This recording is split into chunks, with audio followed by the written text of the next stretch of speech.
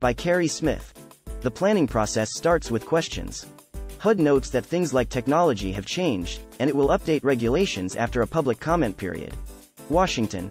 The U.S. Department of Housing and Urban Development, HUD, says federal fair housing regulations about access for those with disabilities should be updated, but it's not doing so until the public weighs in. To secure those public comments, HUD published an advance notice of proposed rulemaking, ANPRM, in the Federal Register. It's considering revising Section 504 of the Rehabilitation Act of 1973, Section 504, implementing regulation at 24 CFR Part 8, and requests public comment before considering potential revisions. Section 504 prohibits discrimination on the basis of disability in programs and activities receiving federal financial assistance from HUD, and it follows through on the White House blueprint for a Renters' Bill of Rights announced earlier this year. Inclusive communities and accessible, affordable housing are at the core of HUD's mission, says Demetria L. McCain, Principal Deputy Assistant Secretary for Fair Housing and Equal Opportunity. Modern standards for accessible program design must reflect advances in building practices and technology.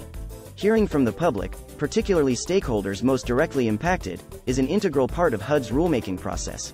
In the request for comment, HUD asks 12 broad questions.